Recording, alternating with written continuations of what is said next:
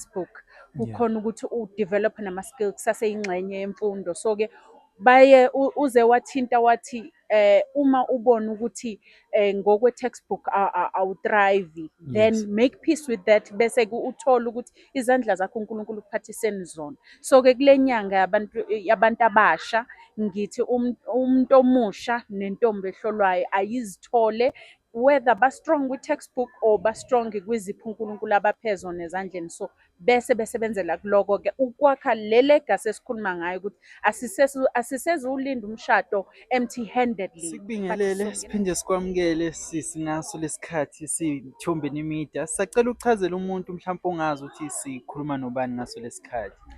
okhulumayo uGugu lethu akaChonco, owaziwa ngelikaGugu lamashamamba kuma-social media. Kuthiwa-ke ngiyinduna yaseGoli. YaseGoli, yebo. Yes. Yebo, Yeah. sicela usichazele njengoba sikhona la mhlambe bekade kwenziwani, sibone nawe ukwazile ukudela konke ngesikhathi sakho wafika khona la ehall yakhona e-Orlando. Bekuyi-camp e-hostwe yi-Level Up Ntombi. Yebo. Kuyinhlangano-ke esiza noma ekhuthaza amatshitshi ahlolwayo ukuthi abathuthukise, kungaba professionally, kungaba ngokwe-social life nje in general. So-ke bekuyi-camp-ke la isihloko sakhona besi-transitioning maidenhood, Zulu maidenhood, from waiting for umshado into creating legacies. So that was the theme for this camp. Yebo sisi wami, ngeke sakhohlwa le ndaba ukuyikhuluma ukuthi uzufike kulesigaba okusona usisi omdala ogcinile, mhlampe iy'ngqinamba obhekene nazo noma mhlampe inkulumo ongayitshela umuntu omusha ukuthi kwenzeke kanjani ukwazi ukuthi udlule kwiy'ngqinamba ufike kulesigaba okusona usagcinile kuze kube yimanje. Ngicabanga ukuthi umuntu obekhona la ukuzwe konke-ke, cause Yebo. bakuthintile konke engike ngadlula kukona ukuthi kubalulekile ukuthi i-discipline ube nayo, uphinde uzazi ukuthi ufunani bese uyaplana ngempilo yakho. So-ke ngicabanga ukuthi lezo izinto ezangenza ukuthi noma ama-challenges ngihlangabezana nawo, kodwa ngoba bengine-discipline futhi ngiplenile futhi ngizazi ukuthi ngifunani, kube lula ukuthi kuhambeke. Yebo-ke ma.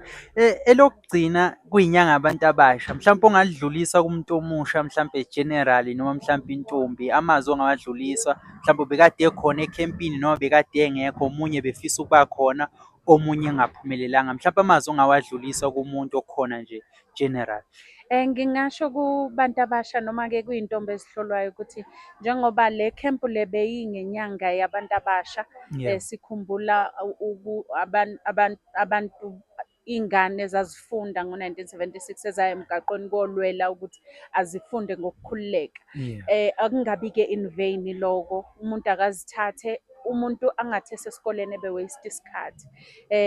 Ngicabanga kukhona esinye sezikhuluma esiye sakhuluma la ngaphakathi esingithintile esithe ukufunda-ke is not just by i-textbook, kukhona ukuthi udevelop nama-skill kusaseyingxenye yemfundo. So-ke baye uze wathinta wathi uma ubona ukuthi ngokwe-textbook awuthrive, then Yes. make peace with that, bese-ke uthola ukuthi izandla zakho uNkulunkulu ukuphathiseni zona. So-ke kule nyanga yabantu abasha ngithi umuntu omusha nentombi ehlolwayo ayizithole whether ba-strong kwi-textbook or ba-strong kwizipho uNkulunkulu abaphe zona ezandleni. So bese besebenzela kuloko-ke ukwakha le legacy esikhuluma ngayo ukuthi asisezuwulinda umshado empty-handedly, but sizongena emshadweni with legacies that we've built already. Yebo, siyabonga kakhulu sisi ngesikhathi sakho, Hhayi, siyabonga. bonga mina bhuti. Yebo-ke ma.